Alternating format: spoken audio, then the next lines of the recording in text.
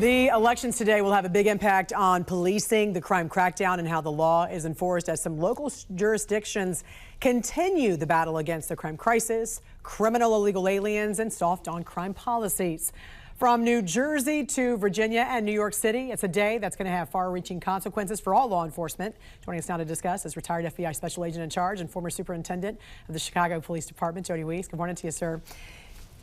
A critical day for the largest city in the country, New York City, nearly 9 million folks there. And if you look at the polls, Zohran Mamdani obviously in the lead. What impact will this have on law and order? What concerns you most? Yeah, Jan, great to see you. Whenever there's an election, there's going to be change. You can just expect that. Cops don't like change. It creates unknown. Unknown then is replaced with rumors and conspiracy theories, but that's going to normally happen. The other thing that you can always count on, usually, a new mayor, a new police chief. Trust me, I know how that can happen. But talking about Mamdani, let's look at this. You know, I'm concerned about a couple things. Number one, I was at a conference a few weeks ago, and a lot of the guys and gals from New York City were saying that if he gets elected, there's going to be mass retirements, mass resignations. I don't know if that was really talk around a coffee table or not.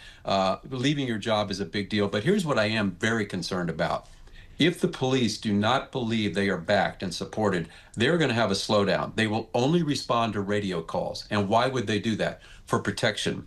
You can't claim that I'm racially profiling anybody or going after this group or that group if I'm just answering the radio. I'm just responding to victims. A couple of my friends on the left are deeply concerned that the Trump administration, through the DOJ, is going to institute a DOJ-sponsored patterns and practice investigation.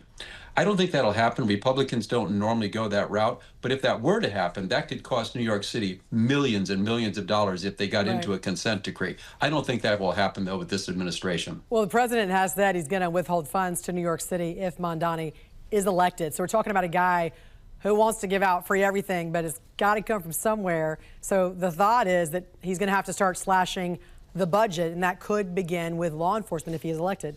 Can he unilaterally defund police? Can he dismantle police there in the city? You know, Jan, not really. He may want to do that, but it's really highly unlikely. And I say that because of just the power structure in New York City. You're going to have to convince 26 councilmen that that's a good thing to do. You're going to have to convince the state, the federal government, and the unions have ironclad contracts.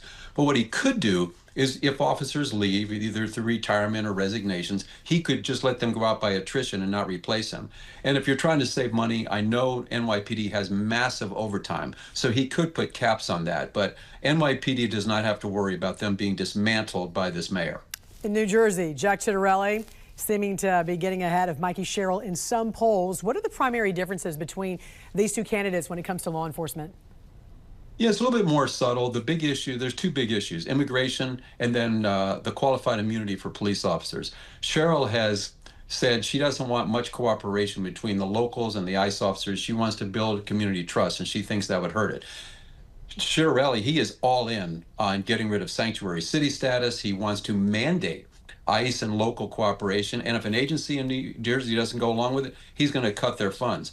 The other issue is a little more subtle. It's kind of a gray area with Sherrill because she has voted against qualified immunity for police officers in the past. She's kind of backed off that. Now, good news for the cops, Jack is all in for qualified immunity. So that's the primary differences I see in New Jersey. And very quickly, too, it was widely circulated a few weeks back. Mikey Sherrill wasn't able to walk with her graduating class at the U.S. Naval Academy, the graduation, because of a cheating scandal there. Will that hurt her with police officers? Will that hurt her with law enforcement? It should hurt her with everybody, Jan. I mean, I think we should expect honesty in our politicians. We should demand it.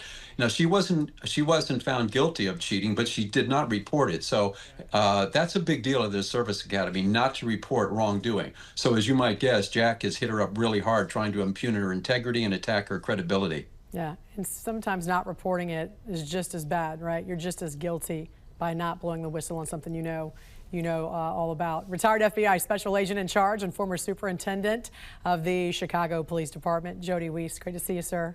Happy election day. You too, Jan. Take care. You too.